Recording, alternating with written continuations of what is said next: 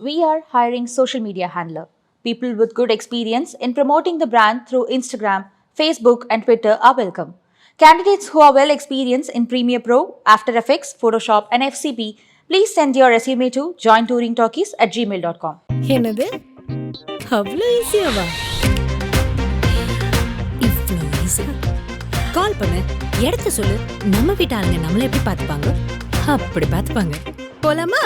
இப்படிங்கிறக்குள்ள ஒரு செம ஜிடி ஹாலிடேக்கு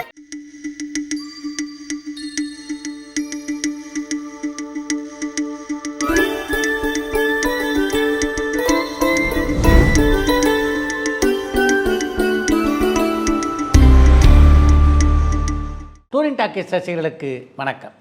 நீண்ட இடைவெளிக்கு பின்னாலே டைரி நிகழ்ச்சியில் உங்களை சந்திப்பதிலே மிகுந்த மகிழ்ச்சி. இந்தியன் 2 படத்தினுடைய படப்பிடிப்பிற்காக கமல்ஹாசன் தென்னாப்பிரிக்காவுக்கு செல்ல இருக்கிறார் அப்படின்ற செய்தியை இந்த டைரி நிகழ்ச்சியில் தான் நம்ம சொல்லியிருந்தோம். இப்போ தென்னாப்பிரிக்காவில் இந்த படத்துடைய படப்பிடிப்பு முழுவதுமாக முடிவடைந்து விட்டது. படப்பிடிப்பு முடிஞ்சு சங்கர் சென்னைக்கு திரும்பிவிட்டார். ஆனால் இன்னும் கமல்ஹாசன் சென்னைக்கு திரும்பலை. துபாயில் 2-3 நாட்கள் தங்கிவிட்டு நாளைக்குத்தான் அவர் சென்னைக்கு வர இருப்பதாக தகவல். இந்த இடத்துல கமல்ஹாசனை பற்றி ஒரு முக்கியமான செய்தியை உங்களோடு பகிர்ந்து கொள்ள வேண்டும் என்று நான் நினைக்கிறேன். மணிரத்னம் கமல்ஹாசனும் இணைந்து பணியாற்ற இருக்கின்ற அடுத்த படத்தில் நயன்தாரா தான் கதாநாயகி என்று பல ஊடகங்களிலே தொடர்ந்து செய்திகள் வெளிவந்து கொண்டிருக்கின்றன.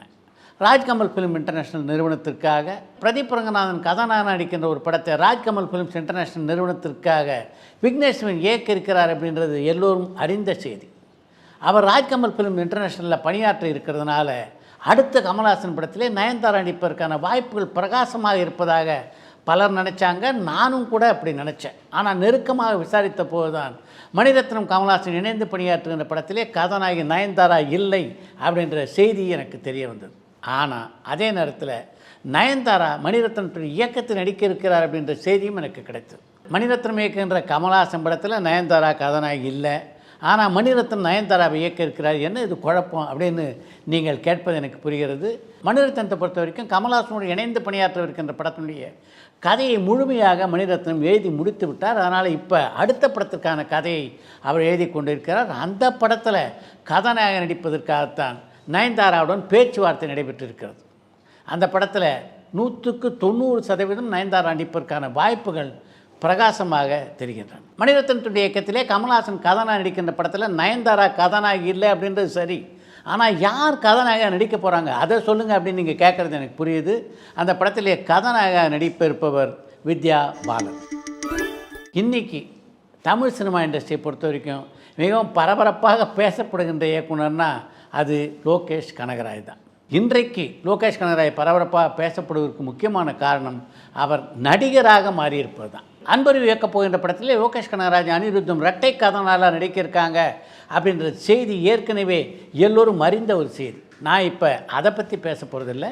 அந்த படத்துக்கு முன்னாலேயே லோகேஷ் கனகராஜ் ஒரு படத்திலே நடித்து விட்டார் என்ற செய்தியைத்தான் உங்களோடு பகிர்ந்து கொள்ள இருக்கிறேன். வேல்ஸ் இன்டர்நேஷ்னல் ஃபிலிம் நிறுவனத்துக்காக ஆர்ஜே பாலாஜி கதாநாயகன் நடிக்கின்ற படம் தான் சிங்கப்பூர் சலூன் என்ற திரைப்படம். அந்த படத்தில் முடி திருத்துவராக நடிக்கிறார் ஆர்ஜே பாலாஜி. அவருக்கு நட்சத்திர வாடிக்கையாளர் பலர் இருப்பது போல அந்த படத்தில் காட்டியிருக்கார்கள். அப்படிப்பட்ட நட்சத்திர வாடிக்கையாளர்களாக லோகேஷ் கனகராஜ், யோகி பாபு, அனிருத் உட்பட பலர் நடித்திருக்கிறார்கள். அதனால் லோகேஷ் கனகராஜ் ஏற்கனவே நடிக்க ஆரம்பித்து விட்டார் அப்படின்றது தான் உங்களோடு நான் பகிர்ந்து கொள்ள விரும்புகிறேன். இனி அன்பறிவனுடைய இயக்கத்திலே லோகேஷ் கனகராஜ் நடிக்க இருக்கின்ற படத்துக்கு வருவோம்.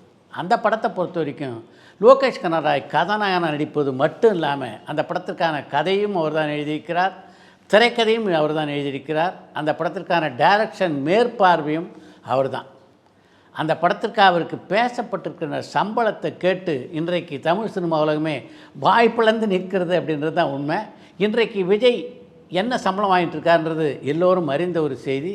அந்த சம்பளத்தில் 50% லோகேஷ் கனகராஜுக்கு இந்த அன்பறிவு படத்துக்காக சம்பளமாக பேசப்பட்டிருக்கிறது. அந்த படத்தை தயாரிக்க இருப்பவர்கள் சன் பிக்சர்ஸ் நிறுவனத்தினர் அப்படின்றது எல்லோரும் அறிந்த ஒரு விஷயந்தான். இப்போ சன் பிக்சர்ஸ் நிறுவனம் லோகேஷ் கனகராஜ் இயக்கத்திலே தயாரிக்க இருக்கின்ற இன்னொரு படத்தை பற்றி தான் உங்களோடு நான் பேச இருக்கிறேன். ஐஸ்வர்யா ரஜினிகாந்தனுடைய இயக்கத்திலே உருவாகின்ற லால் சலாம், ஞானவேலுடைய இயக்கத்தில் உருவாகின்ற அடுத்த படம் ஆகிய 2 படங்களையும் முடித்து விட்டு ரஜினிகாந்த் லோகேஷ் கனகராஜனுடைய இயக்கத்தில் தான் அடுத்து நடிக்கவிருக்கிறார். அந்த படத்தினுடைய இயக்குனர் லோகேஷ் கனகராஜ் அப்படின்றத ரஜினிகாந்த் முடிவெடுத்து விட்டாலும் அந்த படத்தினுடைய தயாரிப்பு பொறுப்பை யாரிடம் கொடுப்பது அப்படின்றதுக்காக பல நாட்கள் யோசித்தார் ரஜினிகாந்த் என்பதுதான் உண்மை. அந்த படத்தை தயாரிப்பதற்கு 4 நிறுவனங்கள் போட்டி போட்டன.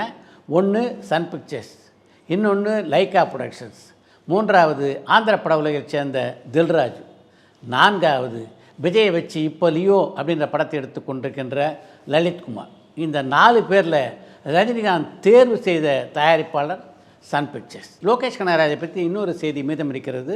அது அவருடைய இயக்கத்தில் இப்போது உருவாகி கொண்டிருக்கின்ற லியோ திரைப்படத்தை பற்றி.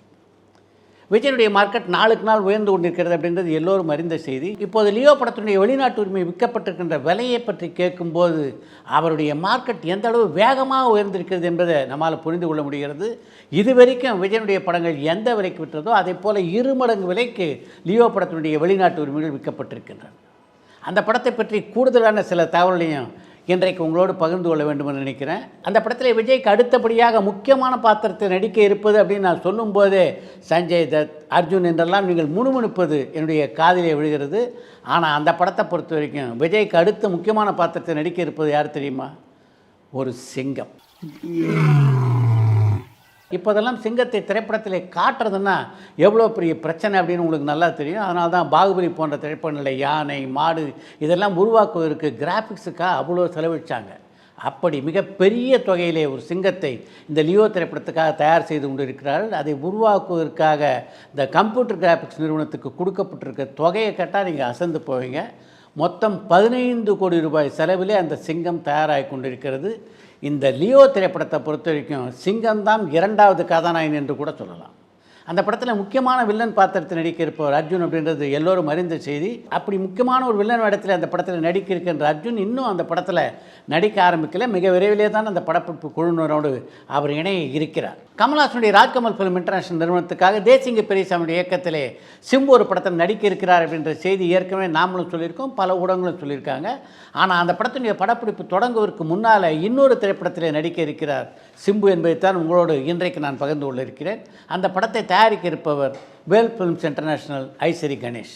கோகுலுடைய இயக்கத்தில் உருவாகி இருக்கின்ற அந்த திரைப்படத்தினுடைய பெயர் கொரோனா குமார். இந்த கொரோனா குமார் கதையை பொறுத்த வரைக்கும் தமிழ் சினிமாவிலே அந்த கதையை கேட்காத முன்னணிக்காதனாலே இல்லை என்று கூட சொல்லலாம். முதல்ல விஜய் சேதுபதி வைத்துத்தான் அந்த படத்தை உருவாக்க இருந்தார் கோகுல். அதற்கு பின்னாலே ஒரு காலகட்டத்தில் ஆர்ஜே பாலாவிடம் கூட அந்த கதை சொல்லப்பட்டது. ஆர்ஜே பாலாஜி அந்த கதையை நடிக்க இருப்பதாக கூட செய்திகள் வந்தன. இப்போ சிம்பு அந்த படத்தில் நடிப்பது உறுதியாக இருக்கிறது. சிம்புவை பற்றி அவருடைய நெருங்கிய நண்பர் ஒருவன் பேசி கொண்டிருந்த போது அவருடைய டெடிகேஷனை பற்றி என்கிட்ட எடுத்து சொன்னார். அவர் இந்த 10 தலை படத்துக்காக சிம்பு தன்னுடைய வெயிட்டை ஏற்றினார் அப்படின்றது எல்லோரும் அறிந்த விஷயம். அப்படி ஏற்றப்பட்ட அந்த உடலை குறைத்து இன்றைக்கு சிக்கென்ற தோட்டத்திலே சிம்பு இருக்கிறார் என்றால் அதற்கு காரணம் கேரளாவிலே அவர் 100 நாட்கள் எடுத்துக்கொண்ட சிகிச்சை.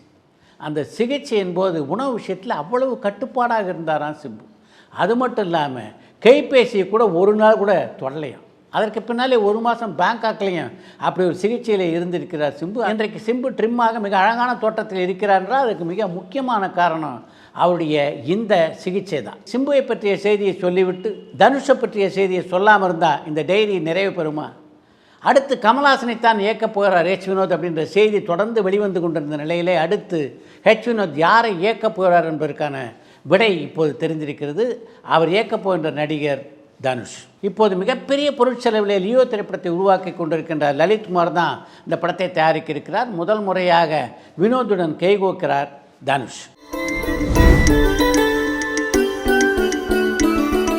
இத்துடன் இன்றைய டைரி நிகழ்ச்சி நிறைவு பெறுகிறது. மீண்டும் அடுத்த டைரி நிகழ்ச்சியிலே சந்திப்போம்.